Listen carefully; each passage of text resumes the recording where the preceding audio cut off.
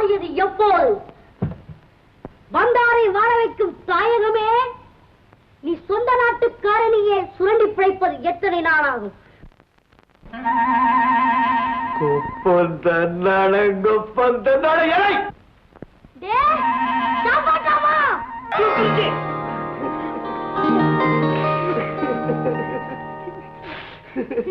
நீ எப்படா மெட்ராஸுக்கு வந்த?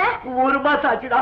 அந்த பண்ணையாரு இருக்காங்க, பண்ணையாரு தேவிகம்மாவை எனக்கு கண்ணாலம் கட்டி கொடுக்கணும்னா 1 லட்சம் ரூபாய் வேணும்னு கேட்டான். பணம் சம்பாதிக்கிறதுக்காக பட்டணத்துக்கு வந்திருக்கிறேன். நீ எப்படா வந்த? எங்க அப்பா திடீர்னு செத்து போயிட்டாரா. அதனால எங்க மாமா என்னையும் எங்க அம்மாவையும் மெட்ராஸ் கூட்டிட்டு வந்துட்டாரு. அது எங்க மாமா கடை தான். என்னடா மூக்குறிஞ்சி சடையெல்லாம் வெட்டிட்ட? டேய், இப்ப என் பேரு மூக்குறிஞ்சி இல்லடா, கோபி. கோபி பஸ்டாச்சி பேரு. இப்போ நான் சினிமாவில நடிக்கிறேன். ஒரு நாளைக்கு 5 ரூபாய் வருமானம். 5 ரூபாய்? கொப்பன் தன்னானே. டேய் டேய், என்னைய அந்த வேலையில சேர்த்து விட்டுறா. நானும் பணம் சம்பாதிச்சிடுறேன். கவலைப்படாத, நீ என் கூட வா. உடனே ஒரு நடிகை ஆக்கிடுறேன்.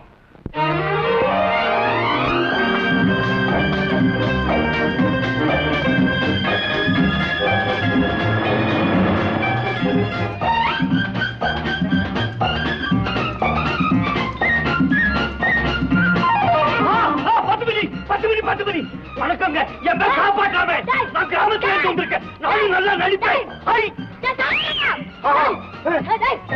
சத்தம் போட்டு நம்ம 2 பேரும் சேர்த்து கழுத்து பிடிச்சு வெளியே தள்ளிடுவாங்க. வாடா.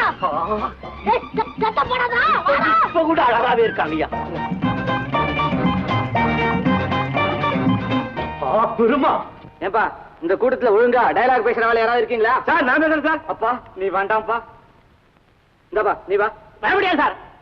நான் தான் சப்ளையர்ட்ட வசனம் பேச முடியாதுன்னு சொல்லிட்டு தான் சார் வந்தேன். உன்னை என்ன விஷம் சாப்பிடுவா கூப்பிடுறேன்? வசனம் பேசத்தானே கூப்பிடுறேன். போயா. முடியாது சார். ஏப்பா யாராவது ஒழுங்கா வசனம் பேசினா 25 ரூபாய் கிடைக்கும் இல்ல? அடிங்கோப்பன் தன்னான 25 ரூபாயா? நான் பேசணும் சார். யாரப்பா அது? புதுமுகம் சார். ஏன்பா உன்னை பார்த்தா வசனம் பேசுற முகம் மாதிரி தெரியலையே. எங்க அப்ப இதை சொல்லு. இந்த நாட்டில் ஏழைகள் வாழ வழி இல்லையா? இந்த நாட்டுல ஏழைகளுக்கு வாழை இலையே இல்லையா? வாழை இலையாது வெத்தலையாது. உனக்கு எல்லாம் டயலாக் வராது. போப்பா அந்த பக்கம். எங்க ஊர்ல கட்டபொம்மு நாடகம் எல்லாம் பாத்துருக்கேன் சார். நான் அப்படியே பாடுவேன் சார். இப்ப பாருங்க சார். போகாதே போகாதே என் கணவா நான் பொல்லாத சொப்பனம் கண்டேன் ஐயா. ஐயா பொல்லாத சொப்பனம் கண்டேன் ஐயா. கண்ட சொப்பனத்தை சொல்லாவிட்டால் கத்தியால் குத்துவேன் பாதங்கள்ல. சார் சார் நான் வாயாலேயே மோர் சிங்கெல்லாம் வாசிப்பேன் சார். புல்லாங்குழல் கூட நல்லா வாசிப்பேன் சார். இப்ப பாருங்க சார்.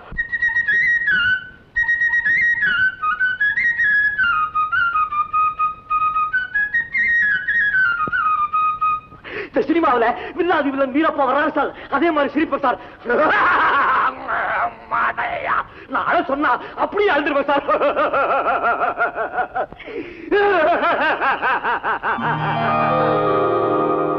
தம்பி இங்க வா. உனக்கு வேற என்ன தெரியும்? தெரியும் சார். 10 பேர் சாப்பாட நான் ஒருத்தனே சாப்பிட்டுருவேன் சார். ஆமா சார். எனக்கு 25 ரூபாய் கிடைச்சிச்சுன்னா அதை கொஞ்சம் கொஞ்சமா சேர்த்து லட்சம் ரூபாய் ஆக்கி ஜமீன்தார்கிட்ட கொடுத்துட்டு தேவிகி அம்மாவை கண்ணாலம் கட்டிடுவேன் சார். நான் சொல்றபடி செய்யறியா? செய்யறேன் சார். அப்போ உனக்கு ஒரு நல்ல எதிர்காலம் இருக்கு. Very good very good.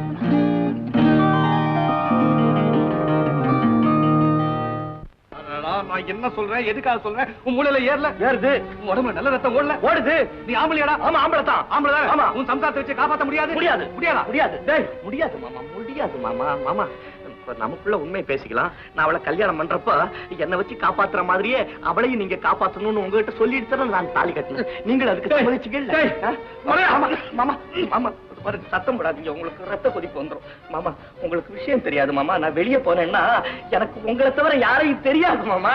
இனிமேல் தெரிஞ்சுக்கணும் தாண்டா வெளியே போக சொல்றேன். லட்சுமி கண்கலங்காம இருக்கணும் தாண்டா கத்த. போ வெளியே.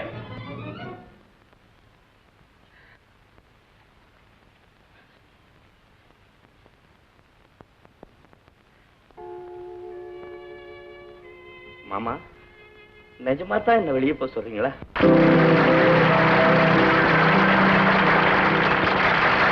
உங்க துன்ப துன்பத்துக்கெல்லாம் நான் தான் காரணம். அப்படி இல்ல, நீ சந்தோஷமா இருக்கணுங்கிறதுக்காகவே நான் வாழ்ந்தேம்மா. நாம 2 பேரும் சின்ன குழந்தைகளாவே இருந்திருக்க கூடாதா? கடந்த கால சம்பவங்கள்லாம் எனக்கு ஞாபகத்துக்கு வருதும்மா. அப்ப உனக்கு 1 வயசு, சின்ன குழந்தை. எனக்கு 10 வயசு. நீ அழுதுகிட்டே இருப்ப. உன்னை என் மடியில தூக்கி உட்கார வச்சுக்கிட்டு கைவீசம்மா கைவீசு, கடைக்கு போகலாம் கைவீசு, முட்டாய் வாங்கலாம் கைவீசு.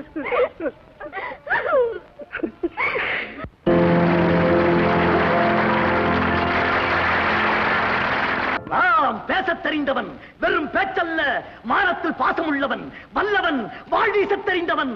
அதனால் தான் வாழ்பிடித்து வாழ வேண்டும் என்று இல்லாதிருப்பவன். இரும்பு தலையன் என்று எனக்கு பெயர். என்னிடமே பேசுகிறாய். முறுக்க வேண்டிய பொருள் அதனிடம் இரக்கம் காட்டி பேசியது தவறுதான். புல்லனே, பசுக்கள் அல்லதான். காதல், மானம், வீரம் இந்த கட்டுக்கோப்பிலே வளர்ந்தவன். எங்காடோ எல்லா வளமும் படைத்த நாடு. எதற்கும் எவரிடத்தும் கையேந்தி நிற்க வேண்டிய அவசியம் இல்லாத நாடு. வையம் வானம் ஒத்துழைக்கும் நாடு. இங்கு பிறந்தவன் பேடியாவதில்லை. பேடியா இருப்பவன் இந்த நாட்டின் அசல் வித்தாக இல்லாதவனாக இருப்பான். பொன்னாட்டு மக்கள் எங்கள் தென்னாட்டு மக்கள். போரென்றால் புலிகுணம், பொங்குவென்ப காதல் என்றால் பூமணம், புகழுக்குரிய மானம் என்றால் உலகிற்கே ஒரே இனம் என்ற சரித்திரம் கண்டவர்கள் நாங்கள். எங்களை அடக்கியால் ஆண்டவரும் எண்ணியதில்லை.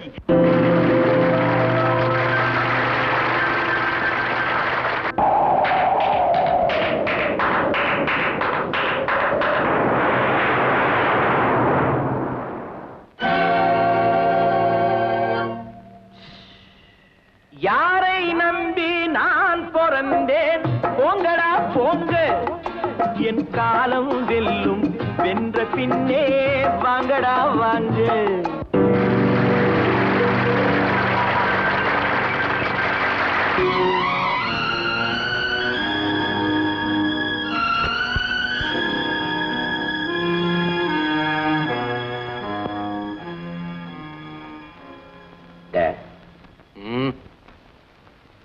டாடி, எஸ், பணம் வேணும்.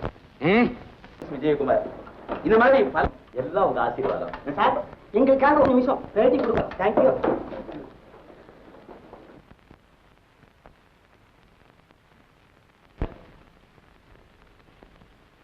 உங்க சொந்த ஊர் எது? பூங்குடி. நீங்க எது வரைக்கும் சார்? கையெழுத்து போடுற அளவுக்கு படிச்சிருக்கேன், ஆனா பள்ளிக்கூடத்து அனுபவத்துல. உங்க அப்பா அம்மா எங்க இருக்காங்க? எப்படி நீங்க இந்த கலைத்துறைக்கு வந்தீங்க? நான் ஒரு அனாதை அம்மா. சின்ன பிள்ளையில இவங்க தான் என்னை எடுத்து வளர்த்தாங்க. விளையாட்டு பிள்ளையா கிராமத்தை சுத்திக்கிட்டு இருந்தானா ஒரு லட்சியத்தோட பட்டணத்துக்கு வந்தேன். நான் கலைத்துறையில நுழையறதுக்கு காரணமா இருந்ததே கோபி தான். என் வாழ்நாள் முழுவதும் இவங்களை நான் மறக்கவே மாட்டேன். அது சரி, உங்க லட்சியம் என்ன? நம்ம நாட்டுல குடிசைகள்லாம் கோபுரமாகணும். ஏழை பணக்காரங்கிற வித்தியாசமே இருக்கக்கூடாது. உங்களுக்குன்னு ஏதாவது லட்சியம் இருக்கா? சொந்த வாழ்க்கையில தானே கேக்குறீங்க? ஆமாமா. எனக்குன்னு ஒரே ஒரு லட்சியம் இருக்கு. அது என்னன்னு சீக்கிரம் நீங்களே தெரிஞ்சுக்குவீங்க.